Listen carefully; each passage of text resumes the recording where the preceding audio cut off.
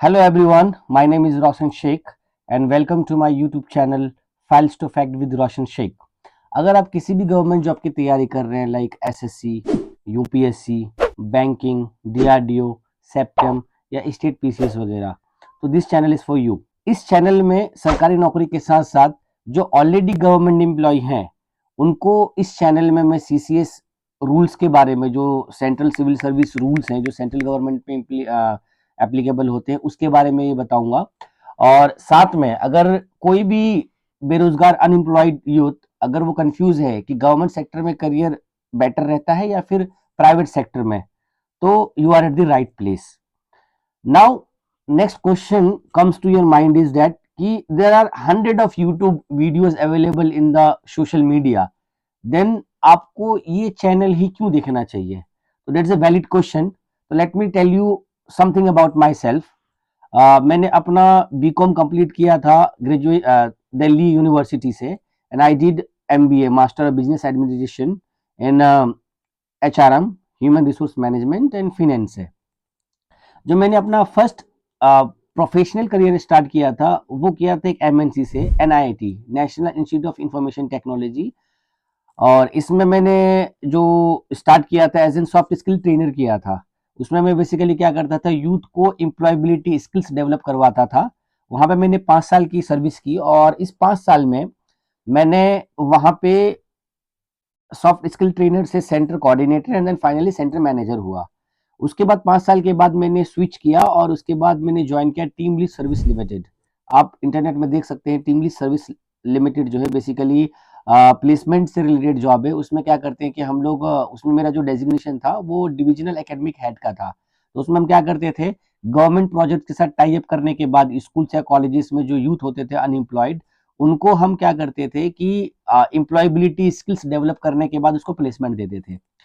इस बीच में private job करने के देखिए कुछ प्रोस भी होते हैं, कुछ कॉन्स भी होते हैं, बट उसी टाइम में मैंने माइंड में सेट किया था कि यार गवर्नमेंट जॉब भी एक बार ट्राई करते हैं, तो मैंने फिर स्टार्ट कर दिया था गवर्नमेंट जॉब की तैयारी। और फाइनली मैंने जो स्टाफ सिलेक्शन कमीशन है वो मैंने 5 बार क्रैक किया है। इट मीन्स एसएससी सीजीएल जो है 5 टाइम्स क्रैक किया है। और उस टाइम में इंटरव्यू हुआ करते थे, तो बेसिकली मैंने मेंस, प्री मेंस और इंटरव्यू तक गया, बट अनफॉर्चुनेटली मेरिट लिस्ट में इतना नहीं आ पाया कि मेरे को होम स्टेट मिल जाए। तो इसी बीच में डीआरडीओ का सेप्टम का भी एडवर्टीजमेंट निकला था, तो इन द ईयर 2015 सेप्टम का मेरा रिटर्न एग्जाम हुआ और उसके बाद जो है इंटरव्यू मेरा बैंगलोर में हुआ। रिटर्न दिल्ली में हुआ था, इंटरव्यू मेरा बैंगलोर में हुआ था। और जो फर्स्ट पोस्टिंग हुई वो महाराष्ट्र में हुई। और इसी दौरान डीआरडीओ में जो मेरा बेसिकली टेन्योर था वो 7 ईयर्स का था।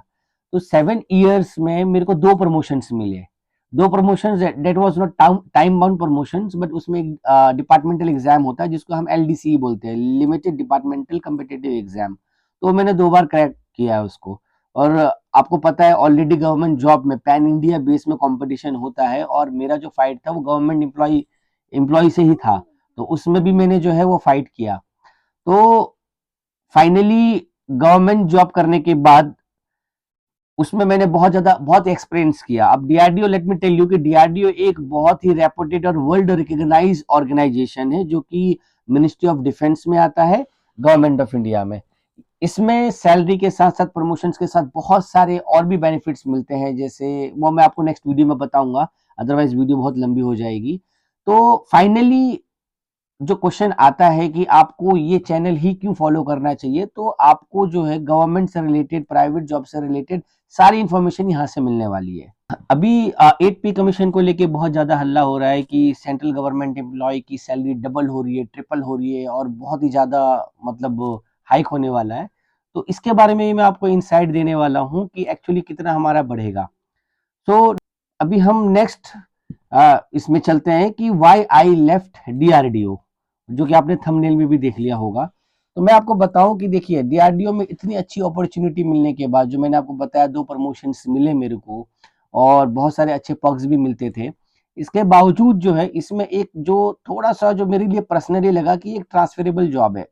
मेरे 7 साल के टेन्योर में मैंने 3 स्टेट्स मेरे ट्रांसफर हो गए। जैसे मैंने आपको बताऊं कि मेरी पहली पोस्टिंग महाराष्ट्र में थी, सेकंड पोस्टिंग दिल्ली में थी, और उसके बाद फिर थर्ड प्रमोशन लेने के बाद, सेकंड प्रमोशन लेने के बाद थर्ड पोस्टिंग मेरी देहरादून में हो गई थी। And I will tell you कि आई एम मैरिड, मेरे बच्चे हैं और जो कि केंद्रीय विद्यालय में पढ़ते हैं। तो सेंट्रल गवर्नमेंट में जॉब करते हुए एक अच्छा बेनिफिट है कि बच्चों की जो है प्रायोरिटी लिस्ट में केंद्रीय विद्यालय स्कूल्स में एडमिशन्स हो जाते हैं। तो बच्चे का बार-बार फ्रीक्वेंट ट्रांसफर में बच्चे लोगों को बहुत दिक्कत हुई, फैमिली को बहुत दिक्कत हुई। और एक तो ये मेन बेसिकली एक रीज़न ये था। और दूसरा रीज़न ये था मेरा बेसिकली कि मैं एक्चुअली लैंग्वेज को लेके एडजस्ट नहीं कर पा रहा था। एक बार देहरादून चले भी जाता, तो वहाँ पे भी ऐसा हाय हल्ला चल रहा था कि वो जो जो वहाँ के जो लैब्स हैं, वो शिफ्ट होने वाले हैं south India. May be Bangalore हो जाता, तमिलनाडु हो जाता।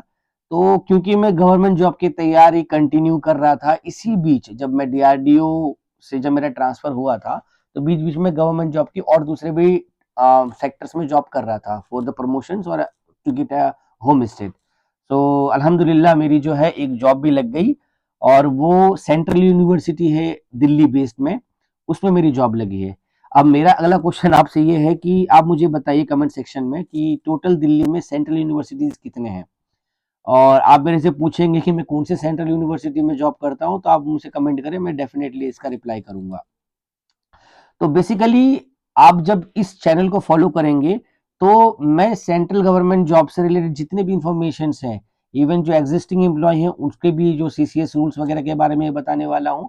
और अभी जो सबसे ज्यादा जो लाइमलाइट में है कि सेप्टेम्बर 11 जो एसटीएबी और टेक्नीशियन ए की जो पोस्ट निकली है, एसटीएबी 4200 ग्रेड पे में है जो कि एज पर 7 सीपीसी लेवल 6 में आता है, और जो टेक्नीशियन है वो लेवल 2 में है जो एज पर 7 सीपीसी आता है। सो मैं आपको जो नेक्स्ट स्ट्रेटेजी में बीइंग अ गवर्नमेंट एम्प्लॉय और वो भी डीआरडीओ में, और सेप्टम जो है डीआरडीओ का रिक्रूटमेंट करता है, तो उसमें मैं आपको बहुत ज़्यादा इन्फॉर्मेशन बताने वाला हूँ।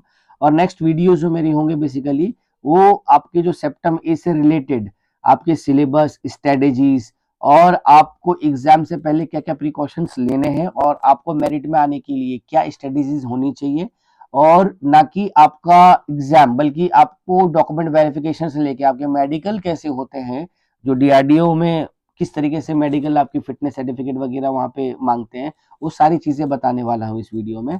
सो फाइनली मेरी आपसे यही रिक्वेस्ट है कि मेरे इस चैनल को आप सब्सक्राइब करें, कमेंट करें आपकी जो भी क्यूरी हैं, I will definitely reply all your comments.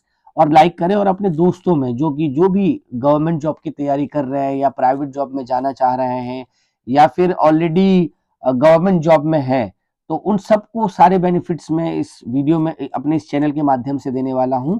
Thank you for watching.